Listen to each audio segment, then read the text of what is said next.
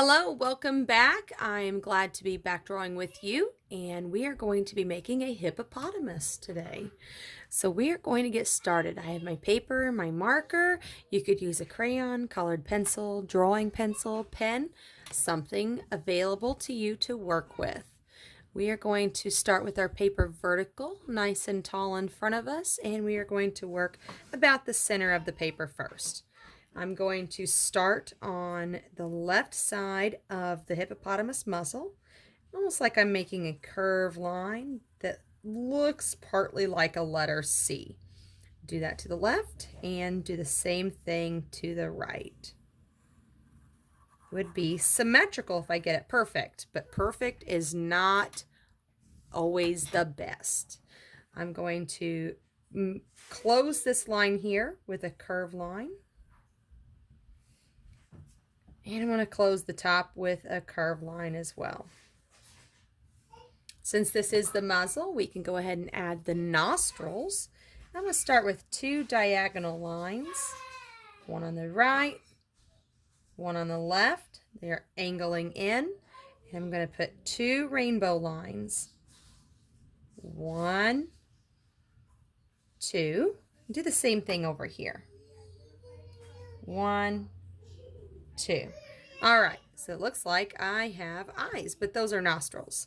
We're going to make the lip of the bottom of the mouth and mimicking my first curved line, down, up, down, and close. All right, I'm going to add a flat line across the bottom here. This is the bottom part of the lower jaw. All right, so there is my hippopotamus muzzle. Let's add the top of the head. Beginning over here on the left, make a curved line up and over. There we go. I'm going to go ahead and add some eyes. If you want to change the way your eyes look on your hippopotamus, go right ahead. I think variety and being different is a nice thing. All right. All right, there are my eyes, and I'm going to add my ears. So the ears are not an oval, they're not a circle, and they're kind of a rainbow that the bottom is really tight and close together. There's one. There's two. Okay, so there are my hippo ears. Now I need a body for my hippopotamus. And hippopotamus, they get really big, and if you look at any photographs of hippopotamus, you will see that they are very, very large animals. Make a big circle for the body. Now this guy does not look realistic. He's more of a cartoon style animal, but I think it's just fun to create. We're going to add 2 feet. The hippopotamus would have 4. We're going to imagine not being able to see the back feet on this hippopotamus. Okay, so there is my hippo. And their muzzle is it's not smooth. Their muzzle is kind of prickly. And you can see it almost looks like there's little whiskers on a hippopotamus muzzle. So I'm going to add a few dots. And I'm also going to add a few little marks around to make it look like this guy has whiskers. Now, I don't know if you all were able to or not. The Cincinnati Zoo and Botanical Garden has been posting videos of their very special hippopotamus, Fiona. She was born 6 weeks early and only weighed 29 pounds. And a baby hippopotamus, typically when born, can be upwards of 55 or more pounds. So, I was inspired by their video to create a hippopotamus. I'm going to make a wavy line now across left to right to make it look like water. The hippopotamus is in water. Something I learned from watching the zoo's video was that a hippopotamus actually sinks to the bottom. They use their feet to push themselves back up. All right, so add another line there, like my hippo is on the ground. And I'm gonna add just some decorations around the back, kind of embellish my picture a little bit. All right, add crazy shape there. Make it look like there's rocks or sediment on the ground. And let's see, another place you can visit and see a hippopotamus would be at the St. Louis Zoo. And you can see their hippopotamus in a tank, and sometimes you see like the glass and it has the water, so you can see the hippopotamus down below the water. All right, I'm going to add some fish in here too. You'll see fish swimming around the hippopotamus tank, their enclosure. And that, let's see, there we go. I like that. If you didn't catch how I made the fish, I started with a vertical line, and to make a fish go left, I curved my line up, back down. Oh, it looks kind of like a number 2.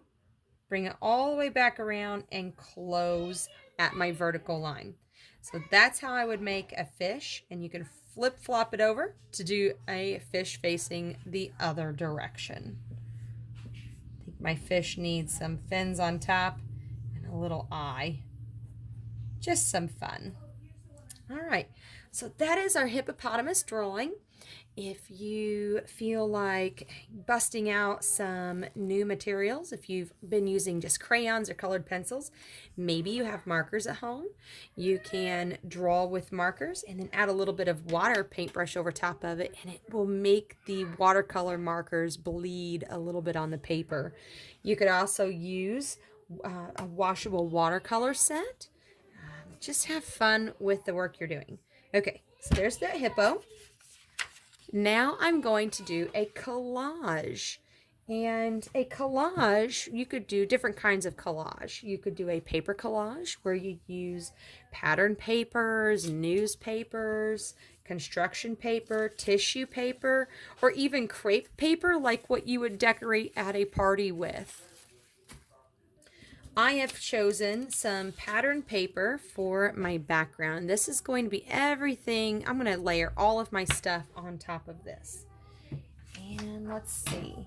When you choose a piece of newspaper, if you're going to draw a newspaper, try to find a piece that has very few images and a lot of words. And check with your parents to see if you can tear the paper up, if you're getting a newspaper. If you don't have a newspaper, you can find old worksheets or other things around your house that you could draw on. All right. So I have started my hippopotamus. I used basically all of the shapes that I drew the first hippopotamus with. And this piece here, was the body. So I made a circle shape. That is going to be my hippopotamus body. I then cut out a hill, and this is going to be the top of my hippopotamus head. So you can see it's a straight line, curved line over the top. I'll glue that on.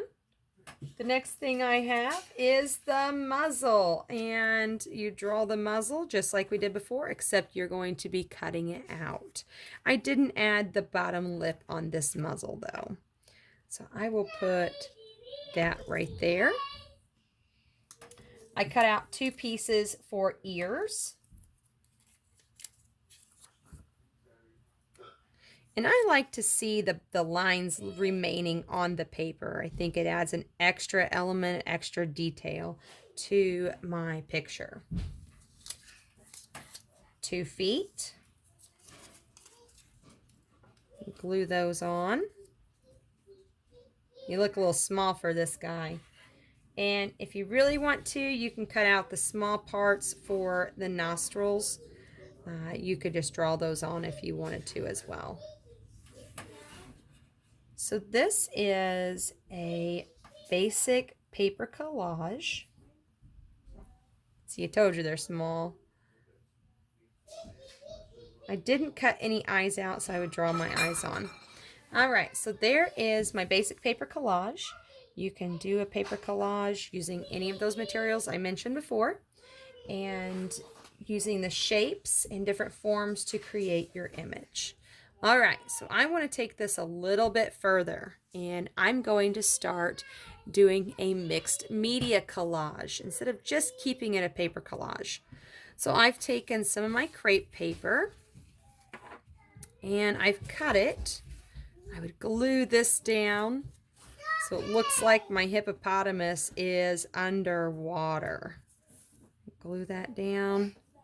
I've got 3 more pieces. Each time I'm layering it a little bit, and it makes that blue just a little bit darker. I can move them around before I glue them to make sure I would cover all of my spots. Okay. There it is. I like that. Glue those down. I can see my black lines when I flatten it out. Okay, so I have some yarn. This starts getting a little bit more three-dimensional. Add some texture to my picture. I would need to cut this.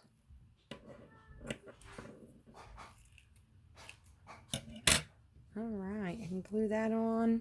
I think it's looking pretty good. I have some tape. My children got some tape and they've never used it. I may decide to put that underneath in the back. That would be another layer. And I could even go as far as adding some oil pastel to my background. I might add some rock or some blue sky. I don't have to have it perfect. I'm going to add some bumpy lines back here. I'm imagining it being cloudy in the sky, but not a dreary day. All right.